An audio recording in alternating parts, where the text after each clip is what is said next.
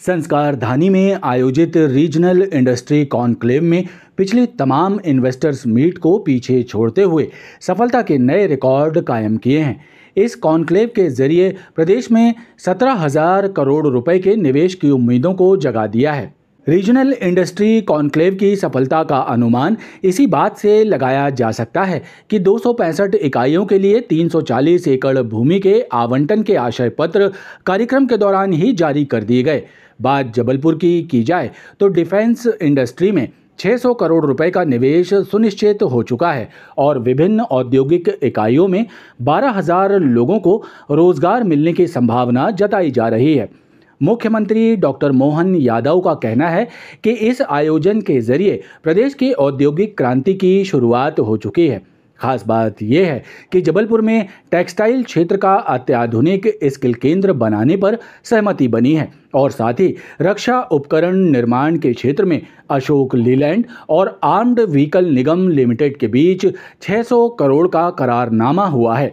मुख्यमंत्री मोहन यादव ने कहा कि प्रदेश में सेना के लिए टैंक का निर्माण कार्य होगा और हीरे तराशने का काम भी किया जाएगा। वहीं एमएसएमई इकाइयों के लिए 1500 निवेशकों द्वारा 5,000 करोड़ का निवेश करने का प्रस्ताव भी आया है। इस दौरान 700 से ज्यादा वायर सेलर मीट की गई और 30 से ज्यादा उद्योगपतियों से 1-to-1 चर्चा भी की गई। अभी तक की हमारी जो समिट हुई है उसका रिकॉर्ड यहाँ टूटा है। खास करके जबलपुर के इस कॉन्क्लेव में 265 औद्योगिक इकाइयों को 340 एकड़ भूमि के आवंटन के आशय पत्र दिए गए। प्रदेश में कुल 17,000 करोड़ के निवेश आज यहाँ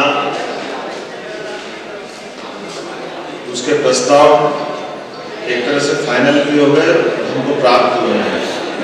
4,500 लोगों को ये इकाइयाँ रोजगार देगी और जो आज जिनका भूमि पूजन लोकार्पण हुआ उनमें लगभग 1530 करोड़ रुपए का निवेश उनमें आज हुआ है।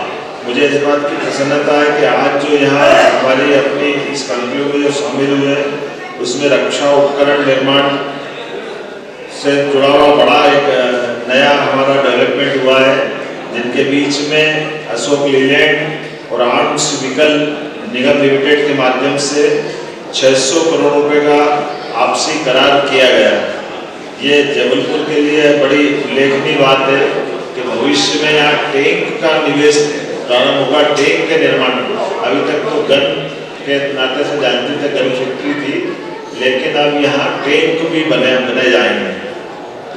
इसी के साथ साथ स्टार्टअप में काफ़ी लोगों ने रुचि ली है। मध्य प्रदेश सरकार द्वारा इंडिया सीड फंड के माध्यम से आज 12 स्टार्टअप को अलग से राशि लगभग 1 करोड़ की दी गई है। 6 देशों ने अलग अलग ढंग से इस पूरे आज की समिट में भाग लिया। Taiwan, Malaysia, UK, Fiji, Costa Rica और इंडोनेशिया। 15 राज्यों के निवेशक अलग अलग राज्यों से 15 राज्यों से निवेशक आए थे, जिसमें खासकर डिफेंस, खनिज, कृषि, खाद्य प्रसंस्करण, डेयरी विकास, वस्त्र एवं परिधान एवं पर्यटन से संबंधित अलग अलग प्रकार के सेक्टोरल सेशन भी हुए, जिसमें उद्योगपतियों और अधिकारियों के साथ सीधा संवाद हुआ और उनको निवेश के प्रस्ताव लेने देने में मददगार हुआ। लगभग 4,000 से अलग प्रतिभागियों ने इसमें पूरे आयोजन में भाग लिया है। उद्योगपति और आयोजकों के साथ हमारे प्रदेशवासियों को इस सफल आयोजन के लिए और खास करके ये जो हमने कल्पना दी है ये सभी को अच्छा भी लगा और साथ ही साथ अलग अलग दूसरे स्थानों के भी यहीं से बैठ करके कुछ भोपाल के, जबलपुर के, इंदौर के, दमोह के, ऐसे अलग अलग ऐसे डिफेंस का ये AVNL ग्रुप ये डिफेंस के इक्विपमेंट बनाने का काम करेगा। ये लगभग 600 करोड़ के निवेश इसमें लाया, 900 लोगों को रोजगार मिलेगा। निवेशक अलग अलग स्थानों पर निश्चित रूप से जानना चाहेंगे, लेकिन ये तभी होगा जब उस स्थान की ताकत और क्षमताओं को पहचानेंगे और उसके लिए आपने रीजनल इंडस्ट्री कॉन्क्लेव जिसकी शुरुआत की है, निश्चित रूप से मध्य प्रदेश को ऊंचाइयों पर ले जाएगा। हम जहाँ जबलपुर में बैठे हैं, असीम संभावनाएं इस क्षेत्र में अच्छी जलवायु है और एक जो इकोसिस्टम चाहिए उद्योगों को स्थापित करने के लिए, वो पूरा इकोसिस्टम यहाँ पर उपलब्ध है। श्रम शक्ति हमारे पास है, लोगों की सोच सकारात्मक है, लोग विकास चाहते हैं और इसलिए हर दृष्टि से आपको सहयोग उसमें मिलेगा। रीजनल इंडस्ट्री कॉन्क्लेव में शामिल हुए निवेशकों में भी खासा उत्साह नजर आया और उन्होंने भी मीडिया से चर्चा करते हुए कहा कि जबलपुर में औद्योगिक विकास की अपार संभावनाएं हैं। मैं मध्य प्रदेश टेक्सटाइल एसोसिएशन का चेयरमैन हूँ। तो यहाँ पे कैसे छोटे छोटे 50 लाख से 2 करोड़ के निवेश के साथ में रोजगार दिया जाए, 50 लाख के ऊपर में भी जो है 50 से 100 लोगों को काम मिल सकता है।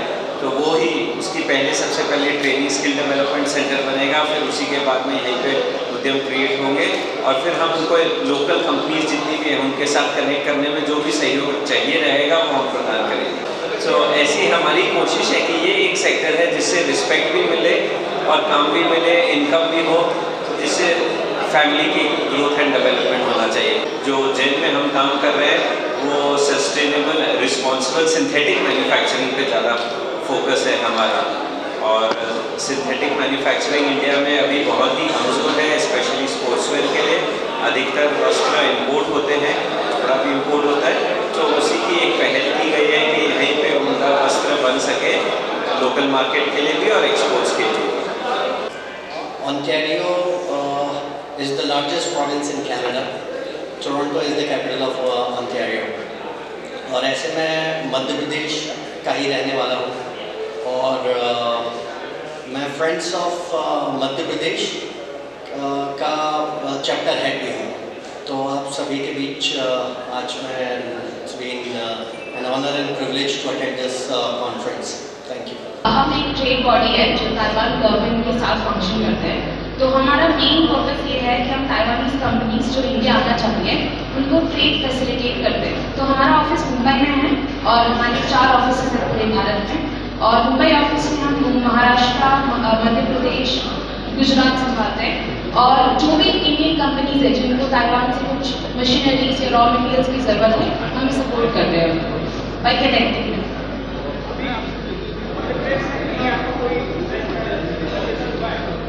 अब तक that's what we are hoping. हम चाहते हैं कि मध्य प्रदेश से कोई कनेक्शन हो और कोई कंपनीज जिनको ताइवान से उतनी रिक्वायरमेंट है, सो दे आर प्लानिंग कि हम सेटअप करेंगे ताइवान मध्य प्रदेश के relations,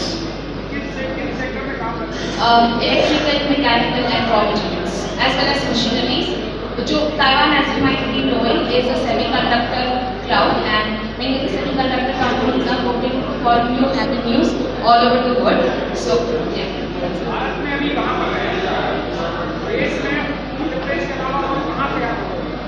So, as you might be knowing, we have our setup from Foxconn in south of India, and also we have many other Indian companies who purchase from Taiwan over the years. So, we look Taiwan से purchase करते हैं machineries, raw materials frequently. Regional industry conclave में startup India seed fund के तहत प्रदेश में 3 करोड़ की वित्तीय सहायता प्राप्त हुई, जिसमें 12 स्टार्टअप को 71 लाख की वित्तीय सहायता दी गई। टोटल 71 लाख रुपीज़ है।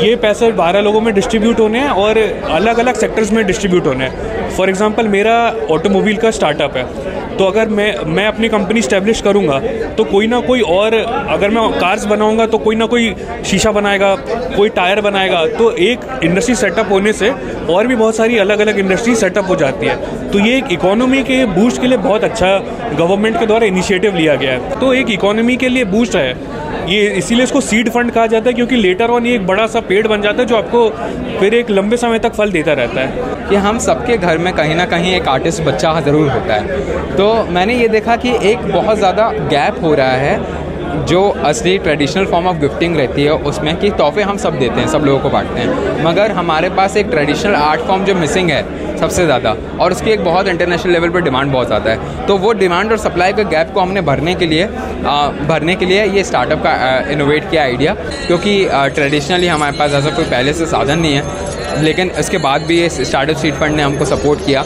और यूनिकली बोला। इस दौरान CIC में रक्षा संस्थानों की प्रदर्शनी और वित्तीय संस्थानों के स्टॉल भी लगाए गए। जी, आज रीजनल इंडस्ट्री कॉन्क्लेव का जो आयोजन हुआ है उसका आपका क्या है, ये कहाँ से? जी, हम लोग गन कैरेज फैक्ट्री जबलपुर है, वहाँ से हैं और हमारे यहाँ बेसिकली आर्टिलरी गन्स बनता है। और यहाँ पे जैसा कि आप देख सकते हैं, हमने अपनी दो जो मेजर गन है उनका प्रोटोटाइप रखा हुआ है। एक 155 mm धनुष गन है और एक 105 mm LFG यानी लाइट फील्ड गन है। तो उसके कंपोनेंट अभी GCF के अंदर ही बनते हैं। तो हम ये चाहते हैं कि कुछ कंपोनेंट बाहर भी बने, उससे हमारी इंडस्ट्रीज़ भी डेवलप होंगी, एक इकोसिस्टम बनेगा डिफेंस का और हमारा वर्कलोड भी शेयर होगा।